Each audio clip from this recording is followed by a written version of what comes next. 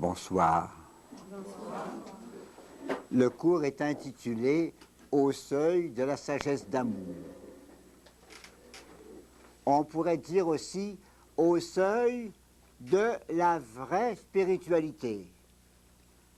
Jusqu'ici, c'était une longue introduction de 20 cours pour nous amener justement au point où nous sommes, au seuil de la sagesse d'amour ou de la spiritualité.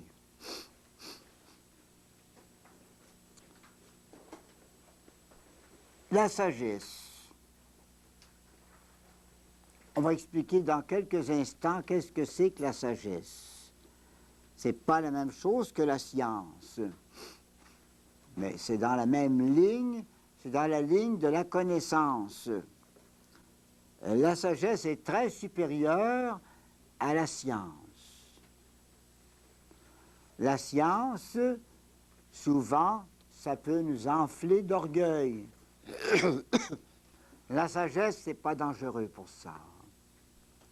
Parce que la sagesse, elle voit trop large pour que ça soit dangereux du côté orgueil. La sagesse, c'est la plus belle image de l'intelligence de Dieu. Et on verra tout à l'heure quelque chose là-dessus. Si j'ajoute au seuil de la sagesse d'amour, il s'agit de la sagesse même de Dieu, là, auprès de laquelle on arrive. Mais ensuite, la sagesse de Dieu, nous le verrons dans le cours prochain, c'est une sagesse d'amour, une sagesse qui gouverne le monde avec amour pour faire régner dans le règne de l'amour dans le monde et dans le ciel partout. Alors c'est la sagesse d'amour ou sagesse du Saint-Esprit qui va maintenant s'occuper de gouverner, de diriger nos âmes. Comme le jeune homme riche de l'Évangile, les âmes des troisièmes demeures. Vous vous rappelez, hein? C'était beau cette affaire des troisièmes demeures. Comment ces âmes-là sont classées, comment ces âmes-là sont assagies, comment ces âmes-là manifestent vraiment de la vertu, ils sont des modèles, on les envie, on les prendrait pour des saints. C'est beau, parce qu'ils ont mis de l'ordre dans leur vie. Eh bien, comme le jeune homme riche de l'Évangile, les âmes des troisièmes demeures ont accepté la loi. Vous vous rappelez, le jeune homme avait dit à notre Seigneur, « Seigneur, j'ai accompli ça depuis mon enfance.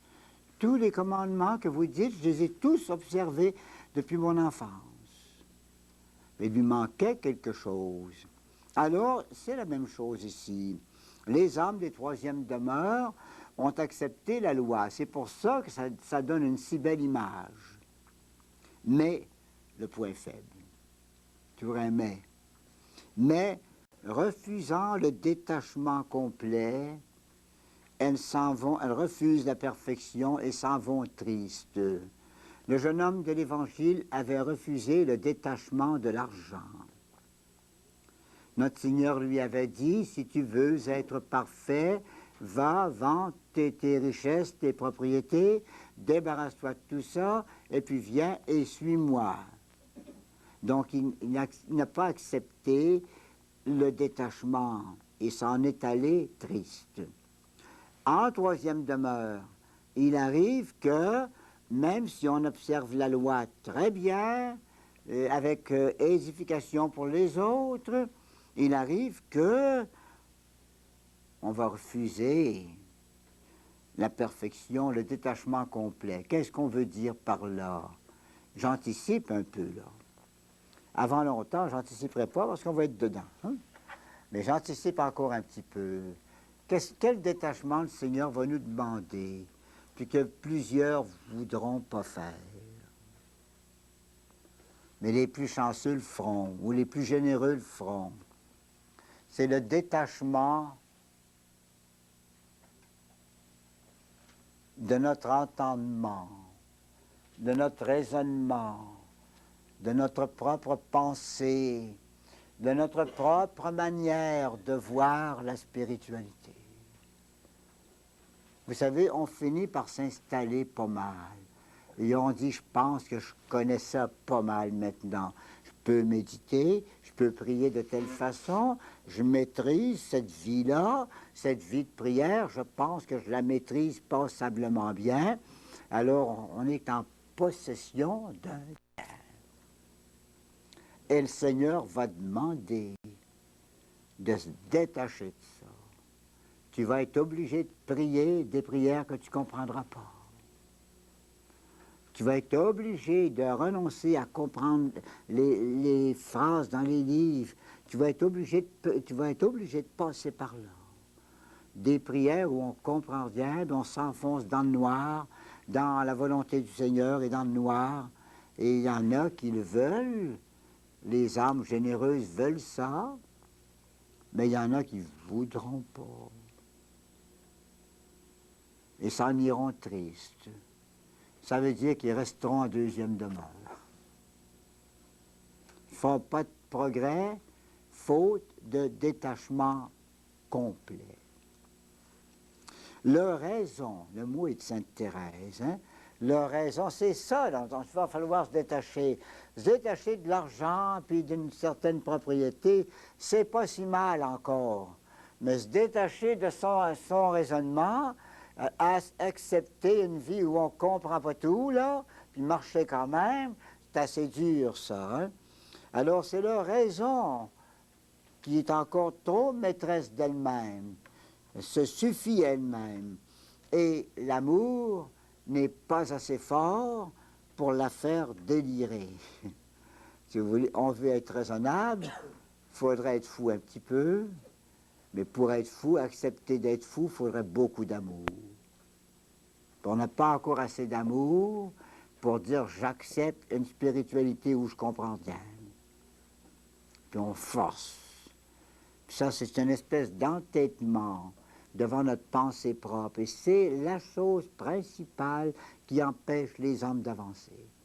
Je ne parle pas des hommes vulgaires, là, mais des hommes vraiment bien, dans la piété, tout ça, là. La chose principale qui les empêche d'avancer, c'est parce qu'ils voudraient tout comprendre. Comprendre des choses qui les dépassent. Saint Jean de la Croix, en parlant des troisièmes demeures, là, il ne s'en est même pas occupé. Il ne s'occupe pas de ce monde-là. Elle ne recherche pas encore la perfection, elle recherche une piété. Mais la vraie perfection totale, ils ne cherchent pas ça. Elles ne sont même pas encore des commençantes. Regardez bien, là, si vous ne voulez pas fausser vos lectures, je sais qu'il y en a qui lisent les œuvres de Saint Jean de la Croix, hein? Et c'est à souhaiter, mais surtout à partir de maintenant. On pourrait vous y inviter. C'est très beau, à partir de maintenant, de se lancer dans Saint Jean de la Croix. Mais n'oubliez pas une chose, la clé du livre, là, pour ne pas fausser vos lectures. La clé du livre, elle se trouve dans le prologue de la montée du Carmel. Et Saint Jean de la Croix dit lui-même que les vrais commençants, là, pour lui, ce sont ceux qui s'engagent dans le chemin du rien, c'est-à-dire ceux qui arrivent au quatrième demeure. Les vrais commençants de Saint Jean de la Croix sont ici. Commencent les quatrième demeure. Les autres, même s'ils ont fait des efforts en deuxième demeure, puis qu'ils ont eu de beaux résultats en troisième demeure, Saint Jean de la Croix s'en occupe même pas. Et il dit, quand vous viendrez à l'école, on vous fera votre école, mais l'école est ici pour lui. Alors, il ne faut pas se tromper là-dessus. Parce que si on n'a pas cette précaution-là, on va fausser la lecture, la connaissance du livre, et plus que ça, et pire que ça, on va fausser donc la directive que donne le livre. On va prendre pour ici, deuxième demeure, des conseils qui sont donnés pour les quatrièmes demeures. Par exemple, il va dire, en quatrième demeure ici au début, il va dire la méditation sert encore aux commençants. Les commençants pourraient encore méditer Sous-entendu, quand la contemplation ne marche pas. Mais tandis que si c'était en deuxième demeure, on dirait, la méditation pourra vous servir. Vous verrez que ça vous donnera beaucoup. C'est pas vécu encore. Et ici, on est supposé avoir vécu ça et aborder les grâces de contemplation qui ordinairement commencent là, en quatrième demeure. Alors Saint Jean de la Croix dit, même si vous avez déjà des grâces de contemplation, quatrième demeure, ça ne sera pas mauvais de temps en temps de faire encore des méditations comme vous faisiez avant d'être rendu là. Alors, c'est bien entendu, il ne faut pas fausser toute cette lecture-là. Mais je vous le dis dès aujourd'hui, ça commence à être le temps de fréquenter les livres de Saint Jean de la Croix. Parce que dans nos cours, on en arrive là. Évidemment, Jean de la Croix ne parle pas de demeure. Il ne dit jamais ça. Mais il dit ceux qui s'engagent dans le chemin du rien. Alors, c'est ici que ça se fait. Quand on compare Saint Jean de la Croix avec Sainte Thérèse, c'est là qu'on voit que ça s'arc-boute avec les quatrièmes demeures. Les vrais commençants sont ceux qui s'engagent dans le chemin du rien. Saint Jean de la Croix dira, on viendra là-dessus. Hein? Si vous voulez connaître le tout, acceptez de passer par un chemin où on ne connaît rien. Si vous voulez posséder le tout, acceptez de passer par un chemin où on ne possède rien. Et si vous voulez être vraiment quelqu'un, acceptez de passer par un chemin où on n'est rien. Le chemin du rien. Nada. Rien. Rien. Alors ça, c'est Saint Jean de la Croix. Reprenons. Notre Seigneur a dit, vends tout ce que tu as. Il a dit ça au jeune homme. S'agit-il de la pauvreté effective ou de la pauvreté affective? Ce n'est pas la même chose. La pauvreté effective, c'est la pauvreté en effet. C'est d'avoir rien. Ce qu'on appelle des pauvres, là, hein, ils n'ont rien. Ils ont une pauvreté en effet, c'est-à-dire une pauvreté effective, une pauvreté qui leur a tout ôté. Tandis que la pauvreté affective, ça veut dire l'amour de la pauvreté. Ça veut dire l'acceptation volontaire de la pauvreté. Hein? Si vous voulez, ce que Jésus appelle en Évangile, pauvre en esprit. Esprit de pauvreté. Esprit de pauvreté. Et dans quel sens? Alors, les grandes idées du cours, c'est celles-ci. Folie et perfection, d'abord. Deuxièmement, la partie principale, les trois sagesses humaines pour répondre à la sagesse de Dieu. Et troisièmement, quelle est la sagesse des parfaits? On verra que c'est la troisième sagesse. Folie et perfection. D'abord, les âmes des troisièmes demeures ont encore des défauts. Ben oui. Saint Jean de la Croix appelle ça les défauts des commençants. Voyez-vous? Toujours la même chose. Les défauts des commençants. Les quatrièmes demeures. Il y en nomme quelques-uns. Manque d'humilité et de détachement. Ne se détache pas assez. C'est un défaut. Inquiétude, tristesse exagérée pour de petites épreuves. Ils font beaucoup de peine pour peu de choses. Et surtout, on insiste là-dessus, la vie est trop bien réglée. C'est bon de régler sa vie, on l'a vu ça, deuxième et troisième demeure. Mais là, la vie est trop bien réglée par la raison. C'est-à-dire qu'on veut agir avec une prudence détaillée, trop humaine. Je pourrais vous citer le cas d'un confrère, un très bon confrère, bien sûr. Hein? Mais il a été pris un peu là-dessus. Une prudence détaillée, trop détaillée. Il avait peur des microbes.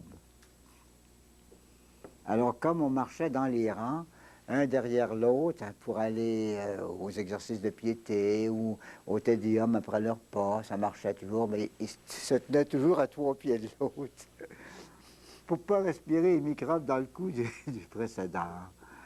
C'est une petite folie, hein? C'est une petite folie. Alors, ben, il ne s'apercevait pas que c'est l'autre qui envoyait sa respiration, si tu veux, hein? Je dis, moi, des petites exagérations comme ça. Puis au point de vue spirituel, la même chose. Des précautions inutiles, là. Toutes sortes de choses. On ne fait pas assez d'abandon au Seigneur, là. Prudence trop détaillée, trop humaine. Peur de tout. Petite philosophie de l'avancement. Et Sainte Thérèse dit, raison trop maîtresse d'elle-même. On est trop raisonnable pour progresser. Puis ça, je pourrais vous le dire, puis je le dis avec beaucoup de douleur. J'ai constaté souvent que même des hommes qui avaient cheminé très, très bien, par exemple dans la vie religieuse, qui passaient pour des modèles, des personnalités dans la vie religieuse, et que j'avais eu l'occasion de les voir avancer. Bien, un jour, ils étaient en face de ça, en face du problème, là. La contemplation commençait, aurait fallu dire, bien, je laisse mes livres, je ne suis pas capable de lire. Eh bien, plutôt que d'accepter une prière silencieuse qui aurait été bénéfique et très sanctifiante, on disait d'abord, je ne suis pas capable de méditer, moi étudier. Puis une personne ou l'autre préparait ses classes de catéchèse dans sa méditation. C'était plus une prière du tout, du tout. C'était plus une prière du tout, du tout. Hein? Alors, on voulait être raisonnable. Puis c'est comme si on s'était trouvé humilié de ne pas comprendre. Il me semble que ce n'est pas si pire que ça. Normalement, le Seigneur en sait bien plus que nous autres. Hein? Et puis, s'il y a des choses du Seigneur qu'on ne comprend pas, je ne vois pas pourquoi on exagérerait les choses au point de se sentir humilié. C'est pas si pire que ça, c'est normal. Faut-il donc un peu de folie pour avancer? Fameuse question. Vous savez ça, qu'en troisième demeure, vous le disiez l'autre jour, hein? Ceux des troisième demeure, ils passent pour des saints. Ils ne sont pas. Puis ceux des sixième demeure, ils passent pour des fous. Puis ils ne sont pas. Il y a des choses qu'il faudrait serrer de proche, là. Donc, la question folie, là, Saint Paul l'affirme. Et il a fait des expériences assez tristes. 2 expériences en particulier. Une à Athènes et l'autre à Corinthe. À Athènes, c'était l'aréopage. Vous savez ce que c'était que ce fameux aréopage-là, hein? C'était une espèce d'académie de sciences. Il y avait une grande assemblée de savants, un peu comme l'assemblée des 40 immortels à Paris, là, hein? Mais seulement au lieu de s'occuper des petites queues de grammaire, là, hein, savoir s'il faut mettre E final ou pas E, ou bien accent circonflexe ou pas, hein, ainsi de suite, poteau ou bien poteau, bien, c'était pas des petites queues de cerises comme ça qui discutaient les autres, mais c'était très ouvert à toutes sortes de doctrines. C'était une tribune pour la doctrine. Je vous un exemple. On a certains canaux de télévision, tribunes pour toutes sortes de doctrines. On fait venir n'importe qui. On entend parler qu'ils se font d'une petite religion crasseuse dans un coin de rang, là. Ils vont aller chercher ces types-là. Expliquez-nous votre affaire. La religion chrétienne, on en sait trop. Hein? Puis ils vont en chercher un autre, puis ils t'amènent ça là. Hein? Toutes sortes de doctrines. Il se dit les plus grandes inepties là-dedans. Parfois, c'est de l'ignorance crasse, d'autres fois, c'est plutôt méchant. Hein? Mais seulement, on veut avoir une espèce d'orgueil qui ramasse tout ce qu'il y a de doctrine par-ci, par-là. Là. C'était ça. C'était ça. C'était pas sur les ondes, c'était dans la grande salle, un amphithéâtre. Alors on a dit, il y a un homme là qui a une doctrine neuve, là. Il vient de Judée. Oh, viens. On l'invite. Il se présente, il savait le grec, hein, Saint Paul. Il se présente là devant l'Assemblée, puis on lui dit, vous êtes le bienvenu, avez-vous quelque chose à nous dire? Ah oui. Il commence par des compliments.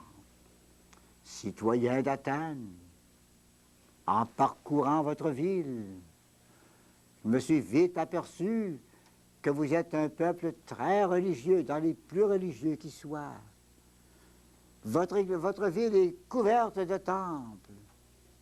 Et j'ai même vu dans un endroit un hôtel particulier que vous avez dédié à un Dieu inconnu. Vous savez ce que c'était l'idée des Grecs? Un Dieu inconnu, ça voulait dire nous autres des dieux, on en a en masse. Puis si on en a oublié un, on est bien prêt à y faire un hôtel. C'était rien que ça. Hein? Mais Saint Paul a joué le jeu. Un vrai jeu de mots.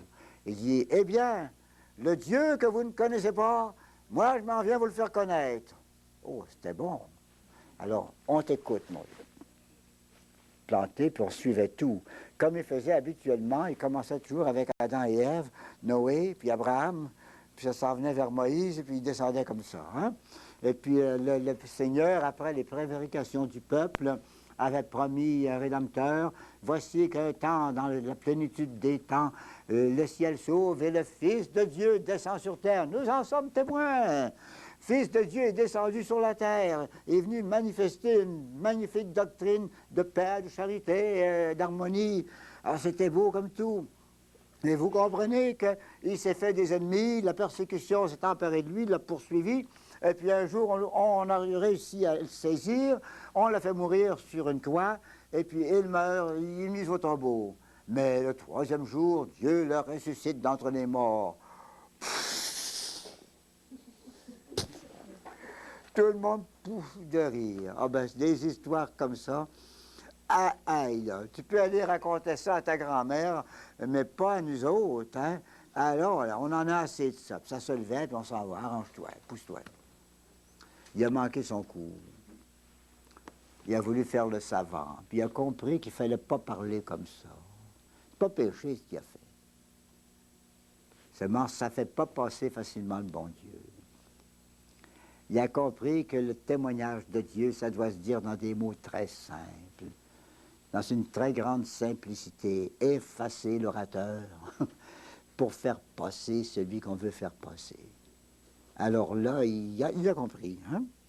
Et il a eu aussi son autre expérience, celle-là est plus lente, c'est à Corinthe, les deux grandes églises de Grèce. Hein?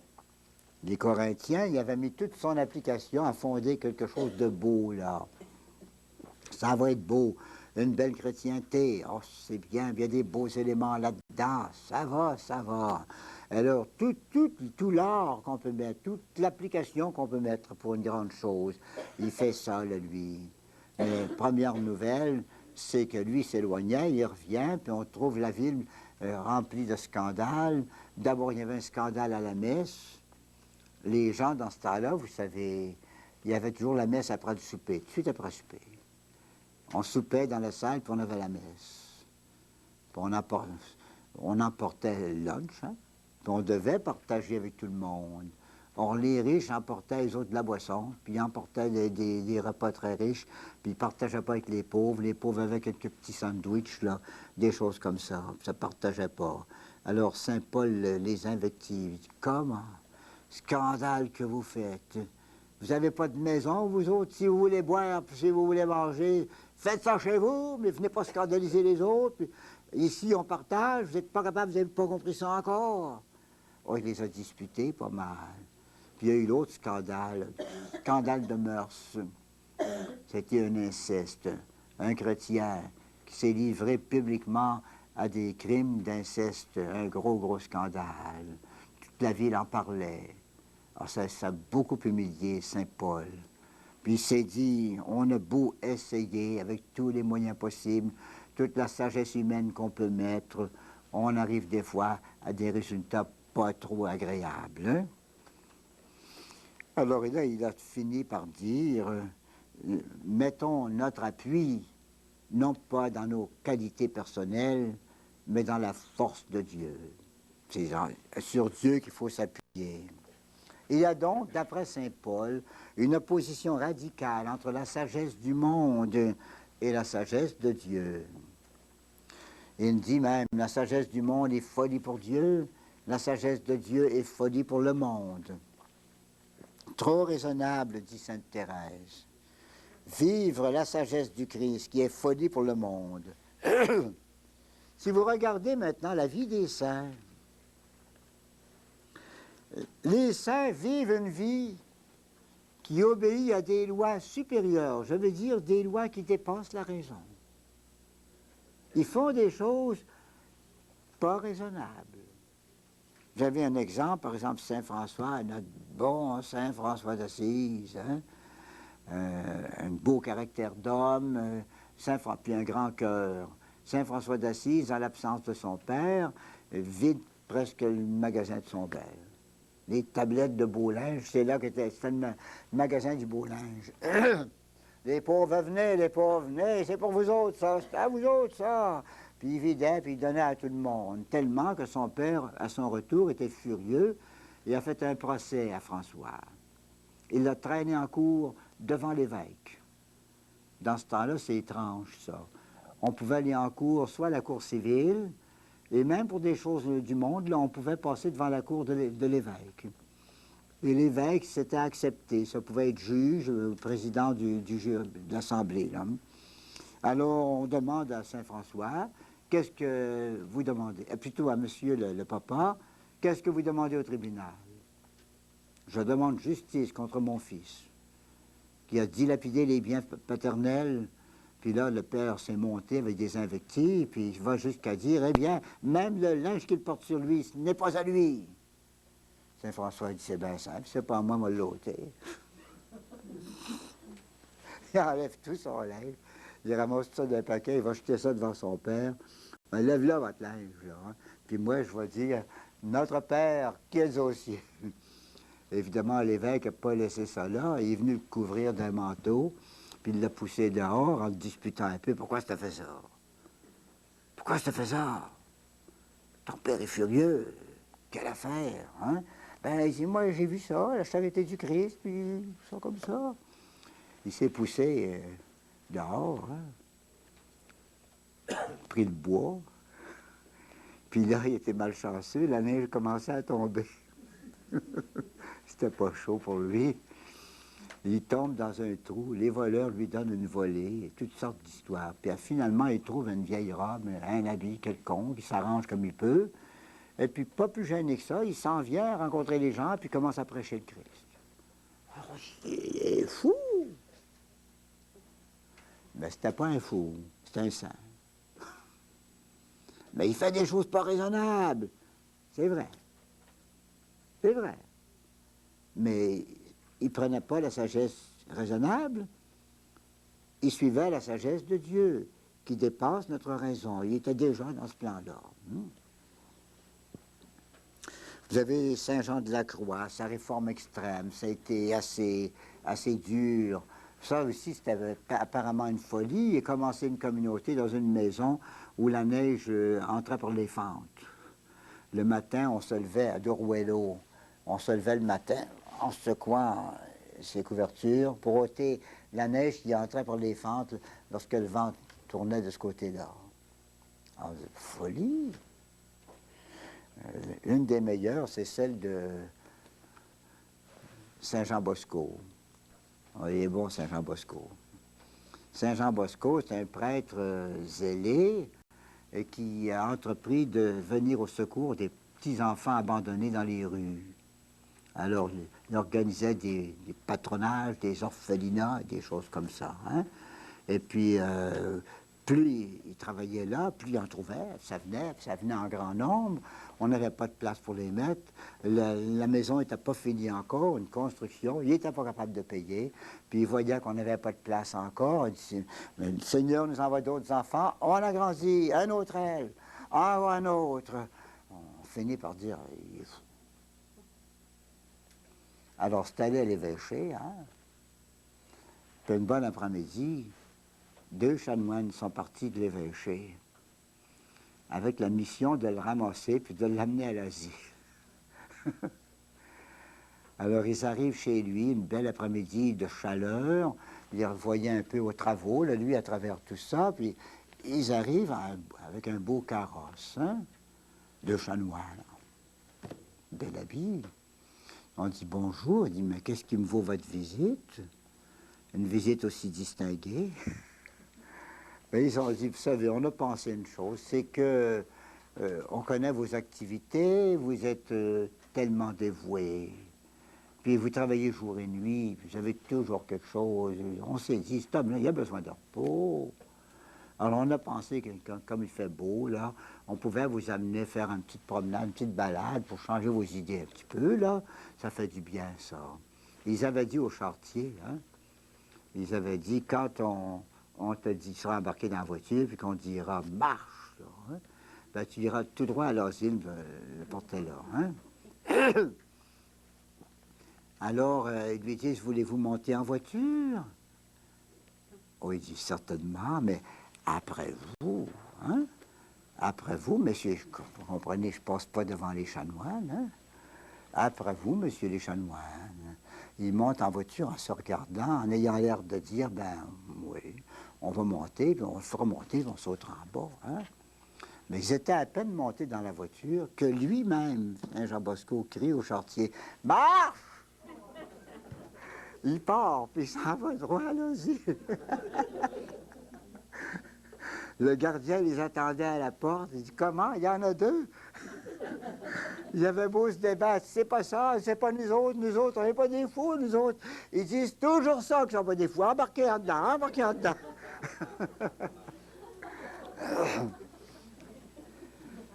Ils n'avaient pas fait le même calcul. Les uns avaient un calcul humain, et puis l'autre avait obéi. En somme, c'est l'inspiration du autre conseil, ça, hein, qu'il a eu de lui. Charles de Foucault a composé une règle de vie qu'on n'a jamais pu mettre en pratique. C'est pas mettable en pratique. Mais dans son idée, là, il fallait des dépouillements extraordinaires. Dépouillement, il voulait suivre l'Évangile à la lettre. Vendez tout, abandonnez tout, puis allez-vous-en, puis pas même 2 tuniques, ainsi de suite. Hein? Mais alors, sa règle n'a jamais été capable de la faire vivre à qui que ce soit. Il a eu un compagnon, puis dans une grande marche au désert, l'autre est mort à côté de lui. Alors, c'est pas lui qui a fait la communauté qui dépend de lui, c'est plutôt un admirateur, qu'on dit disciple, dans la pensée. Hein? Le curé d'Ars, sa patience au confessionnal, 17 heures par jour de confession, patience et dons spéciaux. Si vous voulez, on voit des types qui ne sont pas comme les autres, là.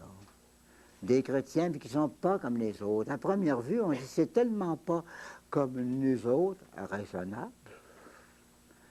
Mais on dit ils doivent être détraqués. Puis au fond, c'est eux autres qui ont raison. Parce qu'ils obéissent à une autre sagesse, qui n'est pas la sagesse du monde. Le sens commun des fidèles, quand on voit du monde comme ça, là, on les canonise. Le signe de la sainteté pour la foule, c'est la folie de la croix. C'est ça, les saints. Et même si on n'aime pas ça, la croix, là, quand on voit quelqu'un qui l'accepte fortement et qui se compromet, là, hein, on dit des saints, ça. Le peuple, la voix du peuple. Hein? Alors, conclusion, un problème se pose. En quoi consiste la folie de la croix? Et la sainteté est-elle en opposition avec la raison humaine? Dans quelle mesure faut-il être fou pour arriver à être saint? C'est ce qu'on va essayer de dire dans la partie qui vient. Maintenant, avant de faire la pause, je vais donner une petite introduction pour donner la différence entre la science et la sagesse. Quelle différence y a-t-il entre une science et une sagesse? Une science, c'est essentiellement analytique, c'est fait de détails. Une sagesse, c'est essentiellement synthétique. C'est fait de principes. Et plus les choses peuvent monter à un petit nombre de principes, plus c'est sage. Par exemple, en Dieu, il n'y a qu'un seul principe qui est lui-même. Et ce principe qui est Dieu lui-même, sa souveraine intelligence, ça couvre tout, l'univers et tous les temps, tout, absolument tout. Hein. Tout peut entrer dans ce principe-là. Ça, c'est la sagesse. La science, c'est fait de détails. Et on n'a pas de principe dans la science tant qu'on n'a pas fait des centaines, parfois des milliers d'expériences. La science, c'est une affaire d'expérience. Je donne souvent comme exemple là, une curieuse affaire, la science entomologique. Connu ça? L'entomologie, peut-être plusieurs savent pas. C'est la science des insectes, des mouches, des bébites, des abeilles, et toutes ces petites bêtes-là. Hein? C'est une science particulière.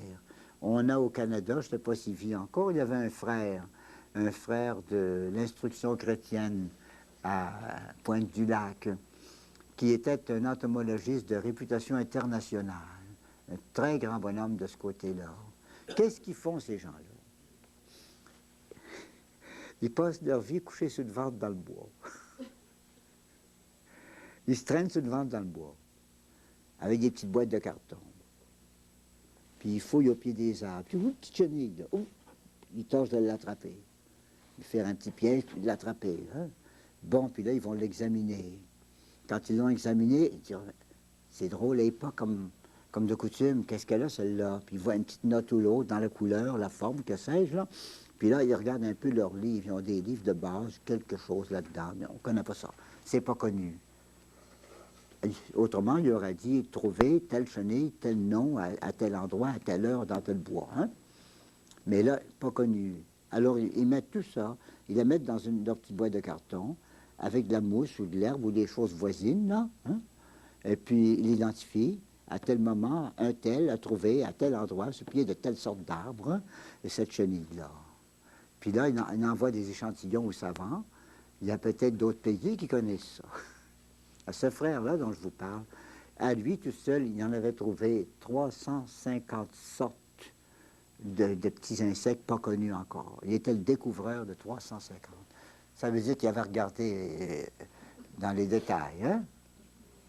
Alors, ils ont toutes sortes de choses. Ça a été étudié très bien, le scarabée, par exemple, le moucheron, l'abeille, très belles études là-dessus, hein, la fourmi. On étudie ces choses-là. Hein? Alors, ils ne peuvent pas arriver à une loi tant qu'ils n'ont pas des centaines et des centaines et des centaines d'exemples. Parce qu'une seule exception ferait tomber le principe, ferait tomber la loi. Par exemple, peut-être, un jour, pourrait-il dire, toutes les mouches à 6 pattes présentent telle caractéristique. Ça sera une loi de leur science. Mais arrive donc une exception, la loi ne vaut plus rien du tout. Donc, si vous voulez, les lois dépendent des détails. Ça, c'est la science. On appelle ça des cliniques. Ils font des cliniques médicales, pas dans le sens de soigner, dans le sens d'expérience, hein, des cliniques d'expérience. Ils font des expériences, hein, pour arriver à dire on a trouvé maintenant quelque chose qui paraît être solide. Ils sont généralement modestes, les savants. Ils disent, sauf erreur, nous pensons être sur la piste de quelque chose de bien. Hein? Sauf erreur, on pourrait peut-être affirmer telle loi. Hein? Donc, les lois dépendent des détails. C'est tous les petits détails qui arrivent à faire une loi, si on est assez intelligent pour chercher la loi. Hein? Tandis que dans la sagesse, c'est tout le contraire. La sagesse, les lois, on les a d'avance. Puis ça peut s'appliquer à des millions de cas, toutes sortes de choses. Et la première des lois de la sagesse, là, c'est la loi de la contradiction. La loi de la contradiction, oui. Une chose ne peut pas, en même temps, exister puis pas exister. C'est évident, évidemment évident, hein? Encore est-il que c'est un principe tellement solide que ça peut couvrir tous les êtres et tous les phénomènes du monde entier et de tous les temps. Hein? sont des principes très sûrs. Et en partant de ces principes-là, on arrive à quelque chose en bas. Voyez-vous, il pourrait y avoir des applications. Il y a des gens, par exemple, ils disent « Ah ben, je crois en Dieu, oui, oui, un Dieu, oui. Mais Dieu, qu'est-ce que c'est? Ah ben, Dieu, c'est une idée qu'on se fait. Ou bien, c'est nous autres, le bon Dieu. Nous autres, on finit par tuer comme une telle poussière de Dieu, là. Puis on finit par arriver. Puis en fin de compte, qu'est-ce que c'est le bon Dieu? Ben, il ne faut plus avancer. Hein? Donc, si vous voulez, il y a un principe de contradiction, là. C'est-il vrai? C'est-il Dieu? Ça ne l'est pas. C'est vrai? Ben, c'est pas vrai. Alors, c'est assez simple, mais ça couvre toutes les choses du monde. Ça, c'est la grande différence entre les deux. Or, il se fait que si la science, elle nous disperse, puisqu'elle nous fait chercher des détails, la sagesse, elle nous ramasse. Parce qu'elle nous fait voir une vue d'ensemble. Une sagesse, ça voit d'en haut. La science, ça voit d'en bas. Une sagesse, ça voit d'en haut. C'est une supervision. Hein? On dit des fois, mais qu'est-ce qu'ils font les contremaîtres? Ils font rien. Qu'est-ce qu'ils font les grands patrons, ici et là, et les grands supérieurs? Ils font rien. Ils font quelque chose puisqu'ils ont une supervision. Et que dans leur supervision, ils peuvent voir ce qui est vrai ou ce qui n'est pas vrai. Ça leur donne un recul pour juger. Vous avez remarqué hein, une expérience que la plupart de vous autres avez faite ou vu faire dans votre vie. Lorsque vous avez fini de tapisser un mur et que vous remettez les cadres. Il faut deux personnes. La personne qui monte dans l'échelle, l'escabeau, là, ben c'est elle qui a le cadre et qui essaye de placer ça. Bon, je pense qu'il est correct. Non, ça prend un autre en arrière qui va vous dire « Non, t'es pas correct, penche à droite. » Ben non, penche à droite, je te dis « Pas trop, là. Hein? Tu là. » La personne qui est loin, elle est capable de juger. Celle qui est proche ne peut pas juger. Pourquoi?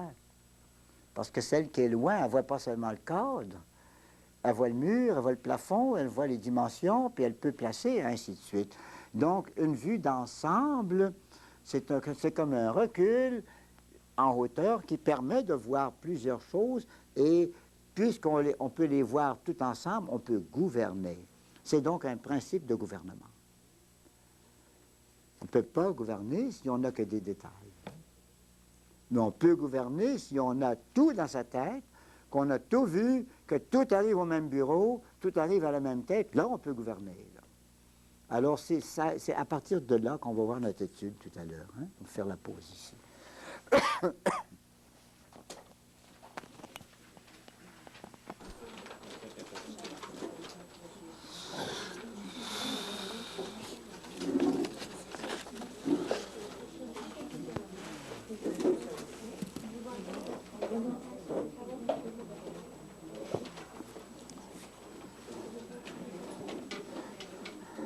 Vous avez vu votre belle image de Saint-François tout à l'heure, là. Hein? Vous savez que c'est l'image la plus célèbre de tout ce qui a été dessiné sur Saint-François. C'est Cimabue. C-I-M-A-B-U-E, le grand artiste qui a fait cette peinture-là. Et c'est la plus ressemblante de toutes les images qui ont été faites de Saint-François. Hein? Celle-là, là-bas, là.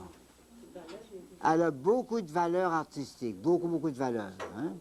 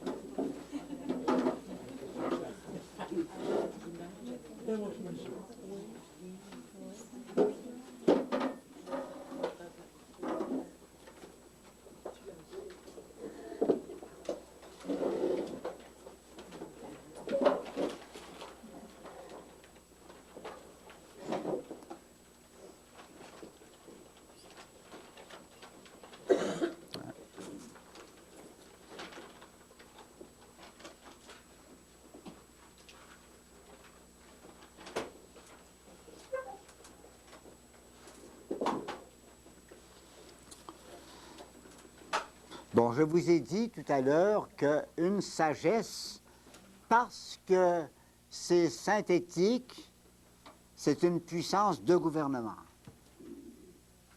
Une science est une force de dispersion. Mais une sagesse, c'est plutôt un centre de corrélation ou d'ajustement, hein, de synthèse. Or, il se fait que quelqu'un qui suit un gouvernement, la sagesse des autres, ben, il devient sage. Comme un petit enfant. Si sa mère ou son père, disons sa mère qui l'élève là, si elle est sage, elle va l'élever sagement, et le petit bonhomme ou la petite bonne femme à l'école, on dira c'est un élève sage. Pourquoi? Parce qu'il va participer à la sagesse de sa mère. La même chose. Le Seigneur va nous parler sous trois formes. Dans sa sagesse à lui, son gouvernement, il va nous parler, lui, sous trois formes. Hein? Et puis, nous, il y aura une réponse à faire à ce gouvernement de Dieu, et la réponse, ça nous donnera un titre de sagesse. Il y aura la première sagesse, la deuxième et la troisième. Alors, c'est cette idée-là que je développe dans la deuxième partie du cours. La sagesse divine conduit les êtres, gouverne, conduit les êtres vers leur fin et met de l'ordre dans le monde en soumettant les êtres à des lois conformes à leur nature. Comment il va mener le monde? Il a fait des lois conformes à la nature de chacun des êtres. Et c'est comme ça que le bon Dieu gouverne le monde. Il y aura, par exemple, pour la matière, la loi de l'attraction mutuelle des corps, ou la loi des attractions ou de repoussement. Les deux grandes lois. Hein? Pour les corps matériels, c'est la force centripète et la force centrifuge. La force centripète, ça veut dire que ça tire vers le centre de la Terre. Prenez par exemple, c'est une loi, c'est toujours comme ça, ou vers un centre d'attraction. Regardez par exemple. Hein? Il est drôle, il n'est pas parti en haut. Il est parti en bas. C'est une loi, puis il ne manquera jamais. Un bon jour, ça serait curieux si le crayon disait bon, « Essaye donc de voir, là. » Puis je voudrais le lâcher, puis il partira en l'air. Il ne manquera jamais, il y a une loi. Et c'est par ces lois-là que le Seigneur gouverne. Il gouverne le monde matériel. Hein? Prenez par exemple, s'il n'y avait pas la loi de l'attraction, bien ça ferait longtemps que la Terre aurait envolé au large et puis on n'aurait plus de soleil. La Lune aurait fait la même chose pour la Terre. Hein? Il y a une loi d'attraction qui tire la Terre vers le soleil, qui tire la Lune vers la Terre. Hein? Maintenant, s'il n'y avait pas une autre loi qui s'appelle la force centrifuge, bien, ce qui arriverait, c'est que ça ferait longtemps que la Terre se serait jetée, la Lune serait jetée sur nous autres, puis nous autres, on serait jetés sur le Soleil. Il faut une loi qui contrebalance. En même temps que ça tire, il faut que ça repousse en même temps. Si vous voulez, centripète, demander le centre, centrifuge, fuir le centre. Vous connaissez bien la force centrifuge, hein? Quand on était petit, là, on faisait sauter des seaux d'eau, hein? On mettait au bord de la galerie, puis on faisait branler ça, ça tournait, hein? Ça renversait pas, hein? Mais arrête pas là, par exemple, tu vas l'avoir sur la tête, hein? Rendu en haut, il fallait que ça continue, hein? C'est la force centrifuge. J'applique ça, moi, des fois. Tout le monde sait que depuis quelques années, je suis cardiaque. J'ai eu une histoire, hein? Bon, il faut que je fasse attention. Je n'ai pas le droit de lever des poids ben pesants. Hein? Alors, quand je suis pris pour lever quelque chose, bien, je ne les lève pas comme ça, en vertical. Je les lève en cercle. Vous savez pourquoi? C'est beaucoup moins pesant. Je prends une valise, par exemple, puis je la lève en la tirant. Je pense, quand je fais ça, c'est que la loi de la pesanteur est plus ou moins annulé, ou en partie annulé, par la force centrifuge. Puis donc, le morceau pèse beaucoup moins. Et si je le levais tout droit, il n'y aurait que la force d'attraction et je lutterais. Tandis que quand je le lève un poids en tournant, il y a lutte entre les deux forces et puis c'est beaucoup moins pesant. Un petit truc.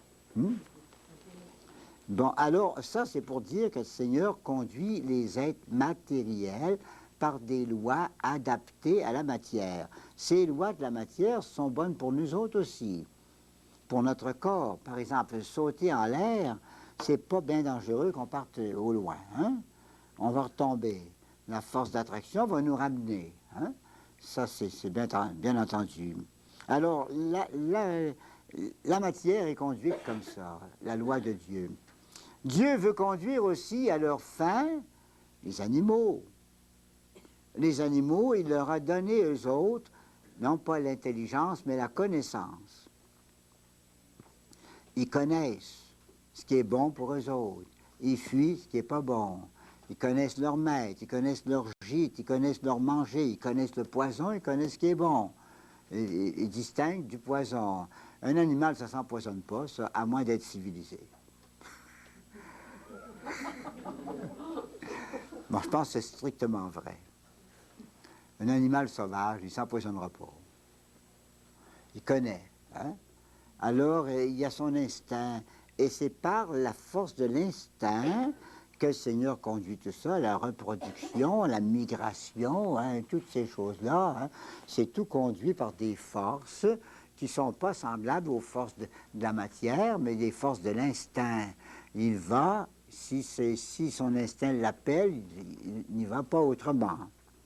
Quant à nous, c'est du spécial, nous. Nous, le Seigneur nous a dotés pas seulement de la connaissance, mais de l'intelligence. Ah oui, il ne faut pas oublier ça. De l'intelligence, hein? Alors, notre intelligence est doublée d'une volonté libre. Hein? Alors, il nous fait connaître ce qu'il faut, sa volonté, et puis il nous a donné la liberté. Alors, remarquez bien, le Seigneur ne nous a pas donné l'indépendance.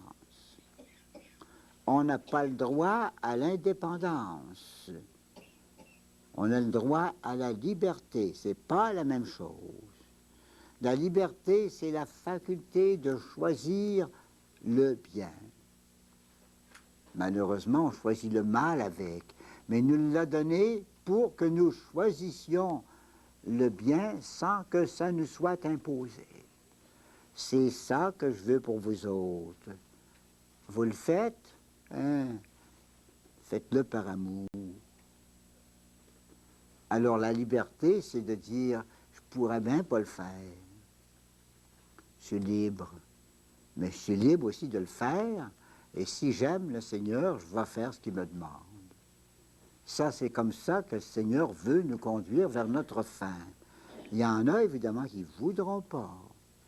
Ils vont abuser de leur liberté et ils vont passer à l'indépendance. Ils ne s'occuperont pas du Seigneur qui gouverne tout.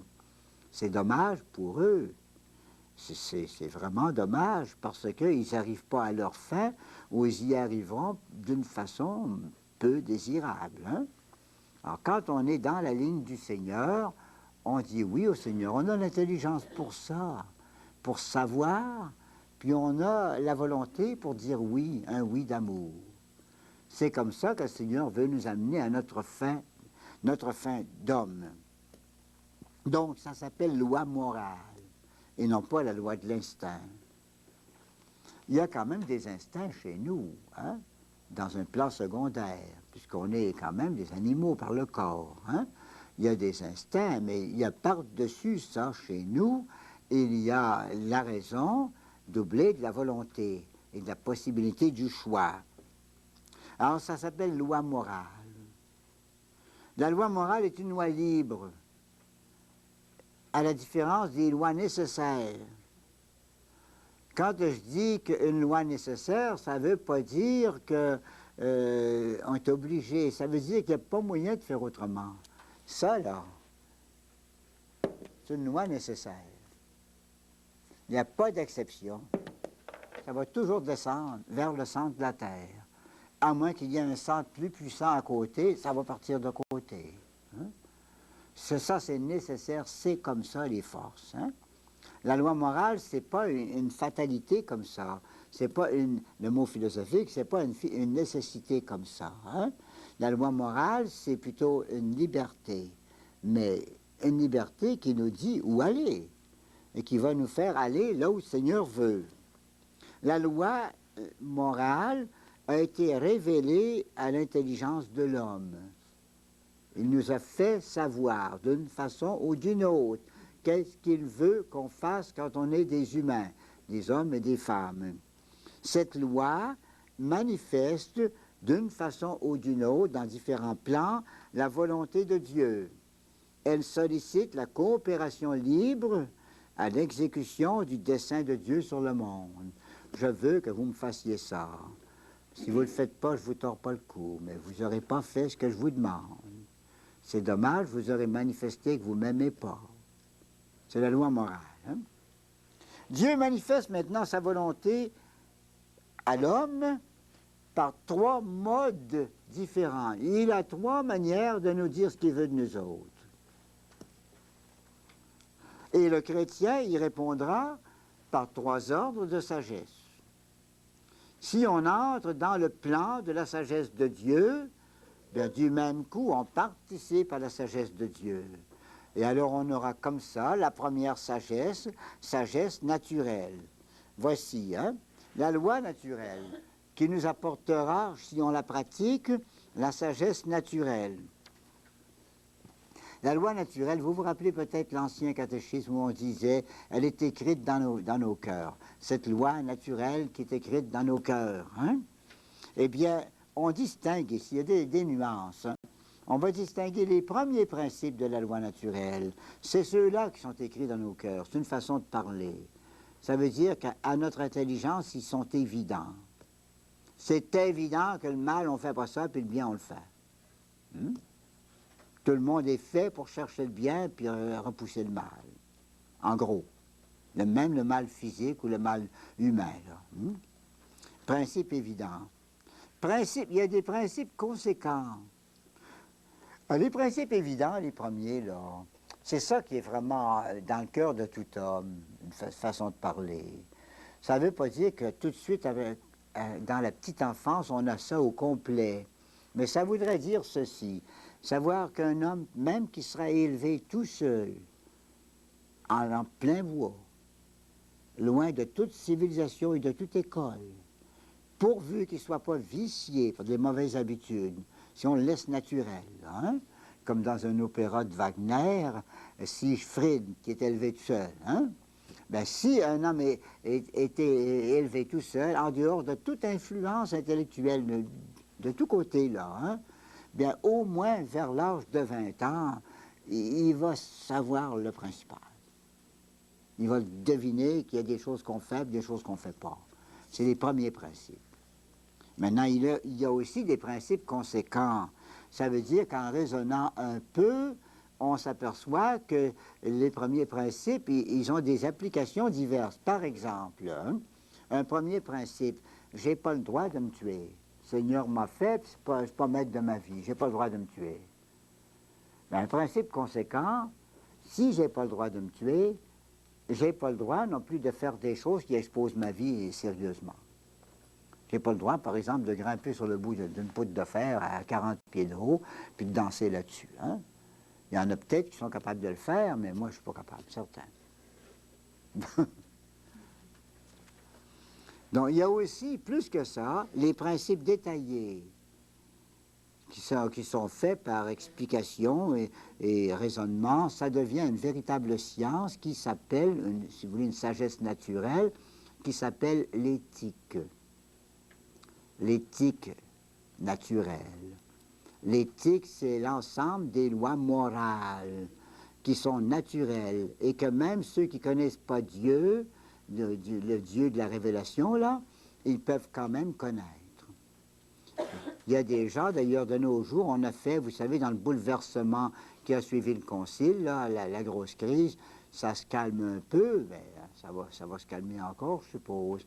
Il y a certaines écoles, là, où on a dit aux enfants, vous êtes prêts à faire votre choix, hein? Faites vos options. Du point de vue religion, qu'est-ce que vous optez? Voulez-vous qu'on vous enseigne la morale chrétienne ou bien la morale naturelle? Puis des petits flots de 12 ans ou 14 ans, on dit, ben, j'aime autant la morale naturelle. Alors, pas de catéchisme pour vous autres. Ça veut dire la morale des païens. Évidemment, on rencontre des païens qui ont une très belle morale naturelle et qui pourraient nous faire la leçon bien souvent, au point de vue justice, au point de vue modération, tempérance, au point de vue force aussi, les vertus morales. Là. Au point de vue force, ça travaille bien, ça a du caractère, ça se dompte, ça méprise pas le prochain, et puis ils ne connaissent pas le Seigneur. Puis ils sont sages, ils volent pas, ils font leur ouvrage, pas des paresseux. On voit du monde comme ça qui sont pratiquement des païens, ou bien des vrais païens, ou bien des incroyants, ou des athées. Ils ont une morale, bien sûr, une morale naturelle. Ils sont bien élevés. C'est tout ce qu'ils ont. Mais une morale comme ça ne les amène pas à leur fin surnaturelle. Ça ne les amènera pas au ciel. Ça les amènera à être du bon monde, c'est tout. Puis si tout le monde était du bon monde, ce serait le paradis terrestre. Hein? C'est un petit effort pour retrouver le paradis terrestre. Puis il n'est pas question du ciel là-dedans, c'est la loi naturelle. Évidemment, nous autres, nous savons, Seigneur a ajouté un ordre surnaturel. Surnaturel, non pas naturel. Au-dessus de notre nature, il a ajouté des choses, des facultés, puis des possibilités, surtout un objectif formidable. Il veut que nous nous considérions comme des enfants de Dieu et que nous cherchions Dieu, notre Père, le Père qui va nous ouvrir son paradis, son ciel, un jour si nous avons la foi. Alors ça va nous faire entrer dans un autre ordre. Hein? Si vous voulez, la loi naturelle, là, la première que je disais, elle est divine dans un sens, par les premiers principes qui sont directement inscrits en nous par Dieu, et par la raison qui vient du Verbe de Dieu et qui conduit à lui. C'est la manifestation fondamentale de l'ordre établi par la sagesse, mais dans le plan naturel. Et ceux qui la pratiquent, même s'ils ne sont pas chrétiens, qui ne connaissent pas la religion, ils peuvent vivre une sagesse naturelle. C'est celle-là que vivaient autrefois les grands sages de l'histoire. Par exemple, Socrate, Platon et beaucoup d'autres. Hein? On disait que c'était des sages. Maintenant, le Seigneur, comme je vous dis, nous a révélé autre chose. Il nous a dit des choses que naturellement on n'aurait pas trouvées. C'est une révélation. Le mot révélation veut dire lever le voile. Il y a des choses cachées dans le mystère de Dieu que l'être humain ne peut pas prétendre à connaître si Dieu ne lève pas le voile. Or, il a levé le voile, ça a été une révélation. Velum, c'est le voile. Hein? Ça a été révélé. La révélation va nous dire beaucoup plus, va nous manifester notre fin surnaturelle. Dans la révélation, le Seigneur nous dira, je te veux pas seulement honnête sur la terre, mais je veux que tu me rejoignes dans mon paradis comme un enfant de Dieu. Alors, la révélation, c'est la parole de Dieu. Quand on dit la parole de Dieu, là, hein? Une parole qui est directement prononcée par Dieu ou bien qui est inspirée par Dieu fortement. Les livres saints, les livres inspirés. Hein? C'est une révélation. Et cette révélation, cette parole de Dieu, manifeste notre fin surnaturelle. Là, on sait plus qu'on serait supposé savoir comme des humains normaux, même les plus grands philosophes. On dépasse les grands philosophes puisqu'on sait qu'on est fait pour le ciel. Puis en même temps, il nous donne les moyens. Il ne nous donne pas seulement les obligations nouvelles, mais des moyens adaptés pour la réalisation. Les moyens adaptés, ce sont les vertus surnaturelles infuses, vertus surnaturelles de foi, d'espérance, de charité, puis les vertus morales infuses, et puis ce sont aussi les moyens extérieurs à nous, comme l'Église, avec son enseignement et ses sacrements. Hein? Maintenant, j'arrive au point là. Le Seigneur peut nous parler un troisième langage. Donc vous voyez, il a parlé dans nos cœurs. Deuxièmement, il a parlé dans l'Évangile, l'Ancien Testament et surtout maintenant l'Évangile. Eh bien, troisièmement, il peut nous parler par l'intermédiaire du Saint-Esprit ou par donner les illuminations et les motions du Saint-Esprit. Illumination pour l'intelligence, motion pour la volonté, il peut nous parler. Donc, de cette façon-là, et nous recevons ce langage de Dieu, ou ces illuminations et ces inspirations-là, nous les recevons parce qu'il a mis en nous, dès le baptême, la possibilité de recevoir ces choses. C'est les dons du Saint-Esprit. Les dons du Saint-Esprit, nous verrons ça dans 2 mois, hein, c'est le cours 23. Hein. C'est une intervention. Dieu, les dons sont en nous, mais l'émotion, les illuminations ou le langage de Dieu, là, la manifestation de Dieu, nous est donné pour donner aux vertus leur perfection. Le Saint-Esprit, c'est pour que nos actes de vertu soient plus parfaits. Ou bien encore, que nous soyons capables de faire des actes de vertu qu'on ne serait pas capable autrement. Disons, des choses parfaite, la foi parfaite, par exemple. La foi parfaite, on ne l'a pas sans les dons du Saint-Esprit. On peut avoir la foi solide avant, mais la foi parfaite, une foi qui n'a pas besoin d'autre chose que la parole de Dieu, là, c'est par les dons du Saint-Esprit qu'on a ça. Ça s'appellera contemplation. La foi parfaite, l'acte de foi parfaite, c'est la contemplation. Ou bien, le Seigneur nous demande des choses qui dépassent nos forces. Par exemple, il demandera à quelqu'un le martyre. Ou il va demander à quelqu'un, peut-être pas le martyre extérieur, mais le support d'une maladie épouvantable. On se dit des fois, il y a des choses épouvantables. Comment ils ont passé à travers? Le Seigneur, par les dons du Saint-Esprit, cette fois-là, ce sera le don de force, il les aidera à passer à travers, puis il leur montrera le chemin. Hein? Ou encore pousser à des actes qui dépassent nos forces avec une perfection dont on n'était pas capable. Comme on a dit dans la Bible, Dieu, le Saint-Esprit, est là pour opérer en nous le vouloir et le faire. Alors, Dieu devient agent principal. Car c'est normal que ce soit Dieu seul qui nous fasse atteindre la perfection de notre vie trinitaire. Comment pourrions-nous trouver la perfection d'une vie trinitaire si la Trinité ne s'en mêle pas? Hein? On pourrait essayer de regarder qu'est-ce qu'il y a dans ce château-là, dans ton palais, Seigneur. Qu'est-ce que tu vis, Seigneur? Ben oui, mais regardez pour aller vite, on ne voit pas gros. Hein? Pour qu'on connaisse la Trinité, il faut que la Trinité vienne nous le dire. Et c'est justement là, le Saint-Esprit, au Dieu Trinité, on attribue le travail au Saint-Esprit, c'est Dieu lui-même qui viendra nous dire les secrets de notre vie trinitaire. Gardez bien le tableau, cette fois-ci. La loi morale naturelle, les païens, ils ne vont pas plus loin que ça, puis encore, on n'en parle pas parce que ce n'est pas une prière. Hein? Mais ils ne vont pas plus loin que leur faculté ici. Nous autres, nous avons la loi chrétienne, donc l'Évangile. L'Évangile nous prend ici, puis on commence à avoir des relations avec le Seigneur, dans la prière et tout ce qui va avec la prière, les sacrements, tout ça.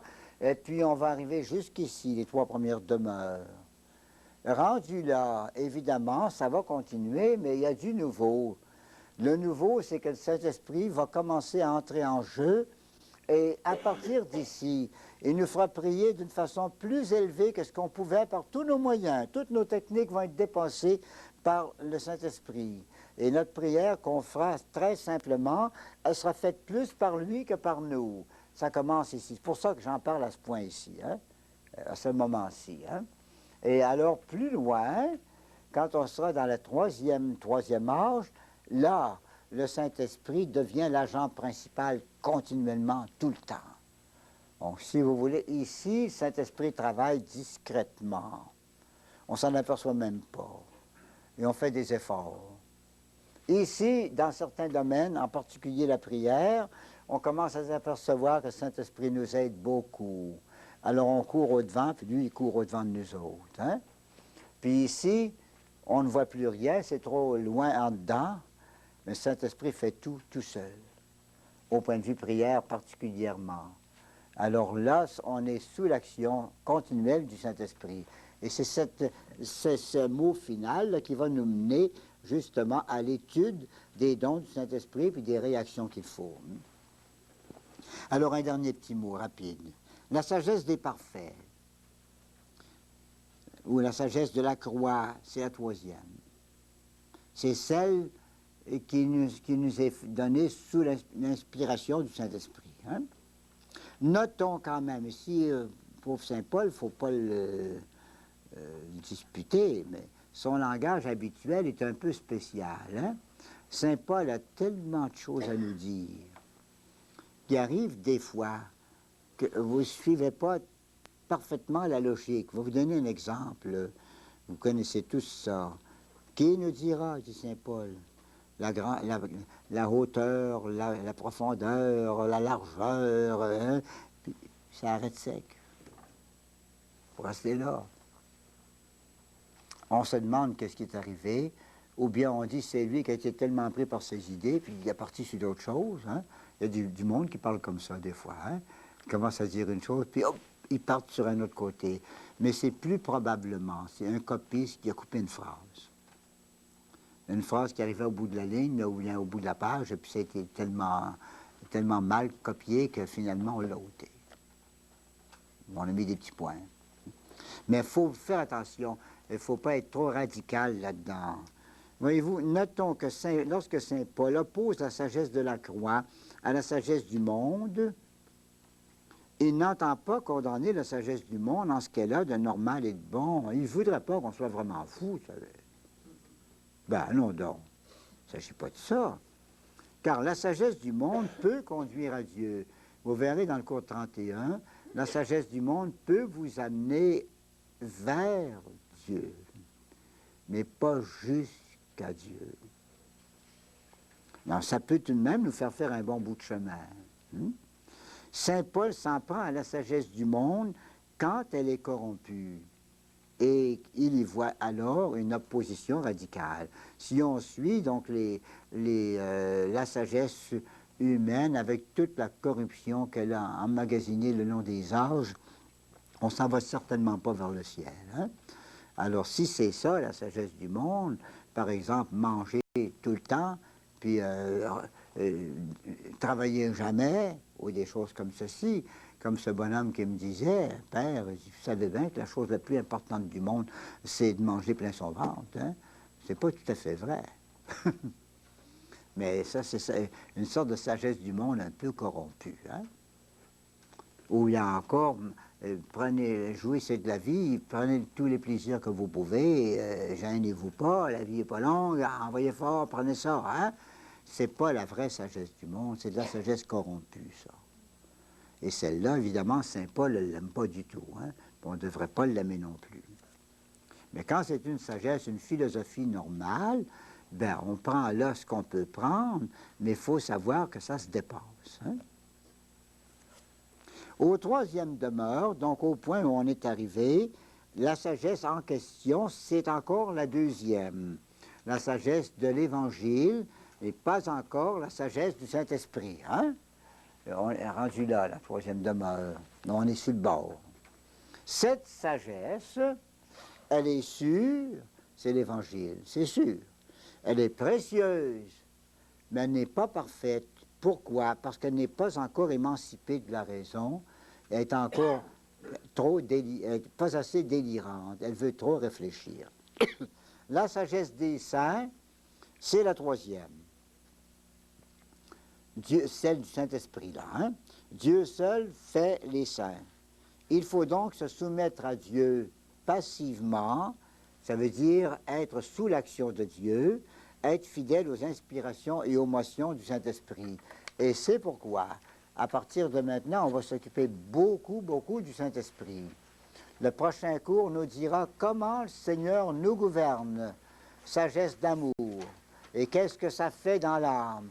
Et tout de suite après le 23e cours, et longtemps, il s'agira du Saint-Esprit. Eh bien, c'est ça, mesdames.